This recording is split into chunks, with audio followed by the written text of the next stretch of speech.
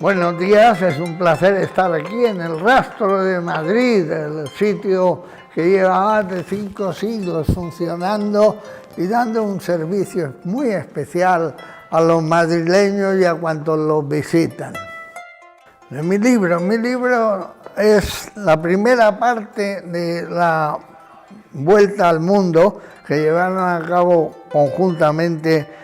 Fernando de Magallanes y Juan Sebastián Elcano. Y digo conjuntamente porque Magallanes fue quien inició el proyecto, se lo presentó primero al rey de Portugal, Manuel I,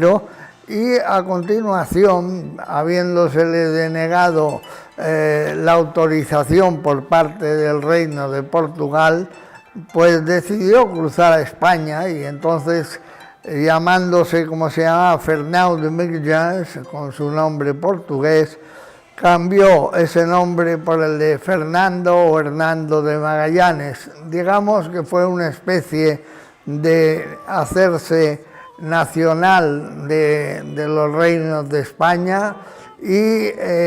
no existía la figura de nacionalizarse español o francés o inglés. Sin embargo, bueno, pues optó por cambiar ese nombre de Fernão de Magallanes por el de Fernando de Magallanes, una vez que el rey emperador Carlos I de España y V del Imperio Romano Germánico, el Sacro Imperio,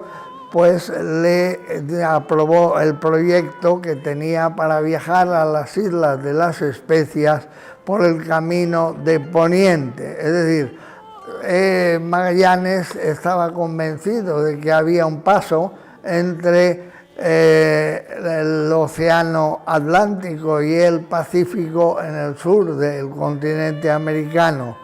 Ya había sido descubierto el Océano Pacífico por Núñez de Balboa en 1503. En esta época ya se sabía que había otro océano al lado opuesto de América y cruzando lo que era entonces el istmo de Panamá. Pero no se sabía con exactitud que existiera un paso entre el Océano Atlántico y el Océano Pacífico por el sur, como así demostró Magallanes. Magallanes, sin embargo, estuvo inspirado e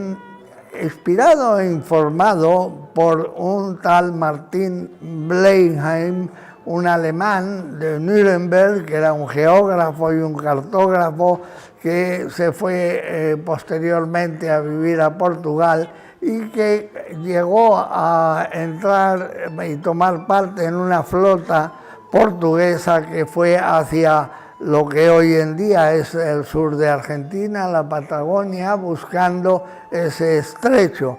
Él llegó a la entrada, pero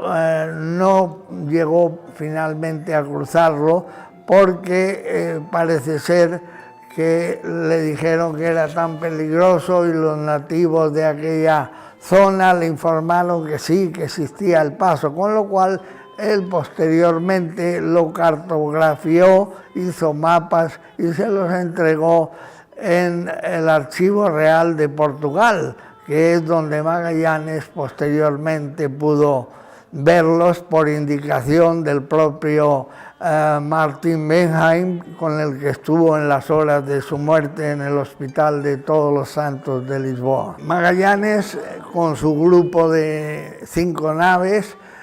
cruza finalmente el estrecho que le llevaría al Océano Pacífico, un océano inmenso, un océano prácticamente desconocido por los occidentales y además de unas dimensiones que jamás habían calculado, pero llega tras muchos meses de navegación desde la salida del estrecho, que luego llamarían de Magallanes, pero que originalmente ellos llamaron el estrecho de Todos los Santos por haber entrado en él el día 1 de noviembre, pues resulta que alcanzan las islas Filipinas primero. Tienen a lo largo de aquel periodo, tienen sublevaciones, motines. Magallanes manda a ejecutar a uno de los capitanes de las otras naves. Existen a lo largo de todo el relato escenas de todo tipo, motines, escenas de sexo explícito, escenas de rebeliones, complots, suicidios, asesinatos, en fin, hay todo tipo de historias que son en muchas ocasiones causadas por la miseria, por el hambre, por la inanición absoluta en que algunos la mayor parte realmente de los tripulantes llegan a sufrir debido pues a la falta de alimentos, a la falta de agua. Bebían incluso agua de lluvia en muchas ocasiones y algunos se arrojó al mar por la sequedad que tenía. Llegaron a quemar las fundas de las vergas, de las velas de las naves, para, tirándolas al mar, usar el cuero para posteriormente alimentar, reblandecerlo y alimentarse con él. Es decir, es una aventura que afortunadamente nos ha llegado íntegra a través de lo que es el cronista oficial de la expedición, al que Magallanes contrata en Sevilla, y que posteriormente esa contratación constituye el relato que hace este hombre, un italiano, un tal Antonio de Pigafetta, que es quien relata en mi novela, y yo pongo en su boca todas las aventuras que van ocurriendo en primera persona. Y este hombre hubo la buena suerte de que fue uno de los 18 supervivientes que después de 3 años de navegación y de 3 años de lucha contra el mar, contra las persecuciones de los navíos portugueses, contra el desconocimiento de las lenguas que se hablaban en aquellos lugares del mundo, que hoy son Filipinas y Malaca y las Islas Molucas, que eran las islas de las especias que iban buscando, pues realmente todo esto hace que la aventura sea de unas dimensiones incalculables. Iban sin tener comunicación con nadie del mundo externo, iban llegando, cuando llegan a alguna costa, se instalaron primero en las costas de Brasil, después de hacer una escala en Canarias, y la novela narra todo esto hasta la llegada, como digo, al Estrecho de Magallanes. En este momento estoy acabando la segunda parte de esta historia, que es "Y Elcano circunnavegó la tierra", que ya desde que Elcano se hace cargo de la expedición, porque además a Magallanes lo matan las tribus de una isla que se llama Mactán, en las Filipinas, por parte de un reyezuelo local, un tal Lapu-Lapu, y realmente Magallanes pues muere allí, salvando a los que le acompañaban, porque la verdad es que su muerte fue por demasiada osadía personal, puesto que con unos 40 y tantos hombres se enfrenta a un grupo de unos 2000 indígenas de aquella isla, de la isla de Mactán, pero claro,